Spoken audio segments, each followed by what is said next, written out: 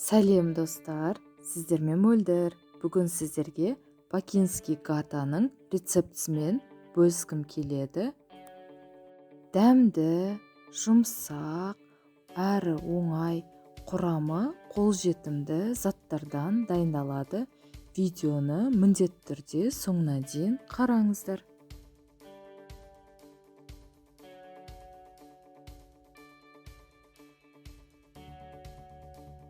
Құрамына қаймақ, жұмыртқа, қопсытқыш, ұн және сары май керек.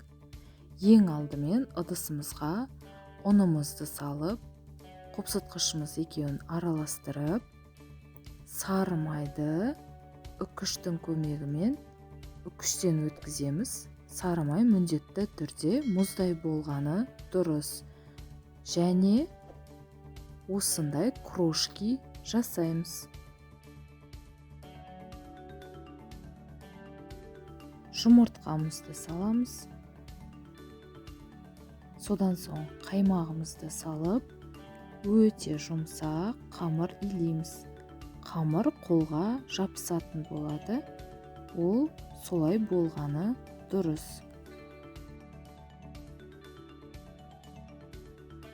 Иленген қамырымызды салафанға салып, тоңазытқышқа 15-20 минутқа қойып қоямыз.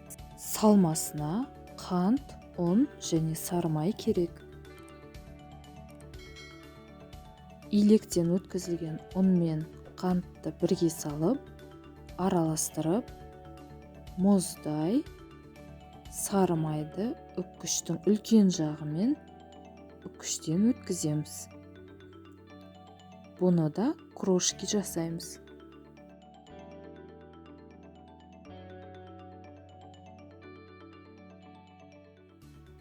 Тоңазытқыштан қамырымызды алып, екі бөлікке бөлеміз. Бір бөлігін жаямыз. Жұқалап жаямыз. Шамамен 1 сантиметрдей болу керек. Содан соң салмасын осылай жайып шығамыз.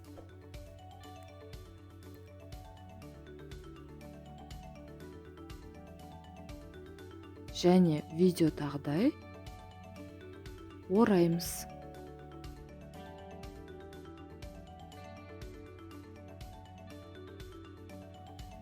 Оқтаумен жай ғана осылай басып, жұмыртқа жағып, шанышқының көмегімен осындай жолақтар жасаймыз. Содан соң өзіңіздің қалауыңызша кесеміз. Мен 3 бұрыштап кестім. Табамызға пергамент қағазын жайып, 180 градус қызып тұрған пеште 20 минут пісіріп аламыз. Міне біздің бакинский гата печеньеларымыз дайын болды. Шаймен ішсеңіздер өте дәмді болады. Міндетті түрде жасап көріңіздер. Видео ұнаса, лайк басып, комментарий жазып, каналыма тіркелуді ұмытпаңыздар.